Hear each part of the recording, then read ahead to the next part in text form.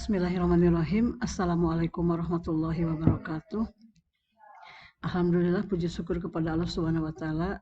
Kita bisa kembali dalam pembelajaran bahasa Indonesia dengan materi yang berbeda, yaitu konjungsi. Konjungsi itu adalah kata sambung atau kata penghubung.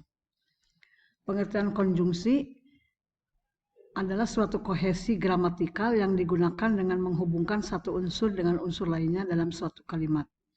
Beberapa pendapat menyatakan bahwa konjungsi adalah kata-kata yang digunakan untuk menghubungkan satu kata dengan kata lainnya, klausa dengan klausa lainnya, sampai kalimat dengan kalimat.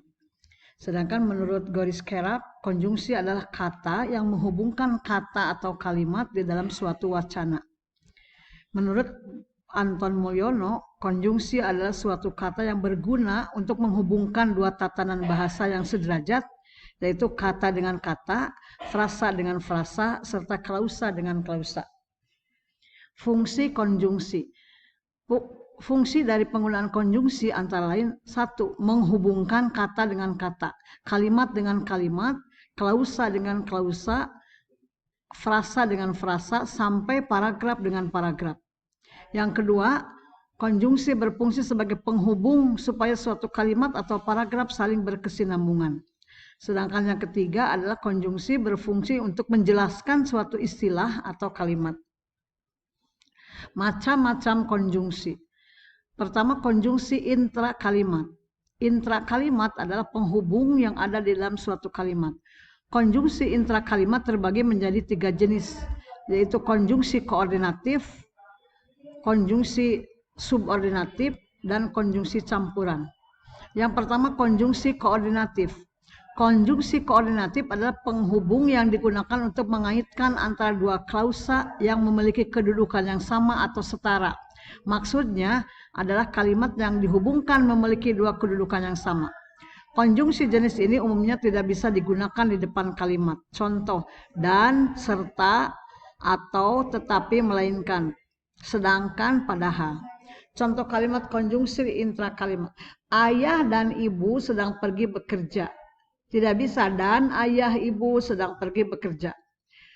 Kemudian contoh lain, adik, kakak, serta ibu sedang pergi berbelanja. Yang ketiga, pesawat atau kapal terbang itu akan berangkat ke Jakarta. Jadi kalimat-kalimat tersebut menggunakan konjungsi koordinatif atau istilah lain konjungsi setara. Selanjutnya ada konjungsi subordinatif. Subordinatif merupakan jenis kedua pada konjungsi intrakalimat, yaitu kata penghubung yang digunakan untuk mengaitkan antara dua klausa atau lebih yang kedudukannya tidak setara atau bertingkat. Dengan kata lain, konjungsi jenis ini digunakan untuk menghubungkan kalimat bertingkat antara induk kalimat dengan anak kalimat. Konjungsi subordinatif masih terbagi lagi menjadi beberapa jenis sesuai dengan kebutuhannya. Ada yang menyatakan waktu, syarat, pengandaian, konjungsi tujuan, atributif, sebab, konjungsi hasil, konjungsi komplementasi, konjungsi alat dan cara, konsesif, dan pembanding. Nah, salah satu contoh konjungsi pembanding adalah kata seperti. Misalnya, wajahnya pucat seperti mayat. Ya, atau misalnya menggunakan kata daripada. Kota Bandung lebih sejuk daripada kota Jakarta. Atau konjungsi alat, itu dengan kata dengan. Atau konjungsi syarat.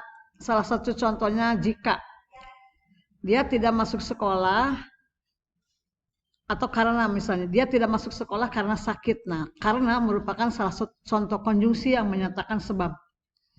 Selanjutnya ada contoh konjungsi subordinatif. Dia belajar dengan keras agar mendapatkan nilai yang bagus. Nah, kata agar merupakan konjungsi menyatakan tujuan. Ada lagi contoh, dia datang sejak gurunya pergi ke kamar mandi. Sejak menyatakan konjungsi waktu. Yang terakhir, konjungsi korelatif, gabungan antara konjungsi koordinatif dengan konjungsi subordinatif.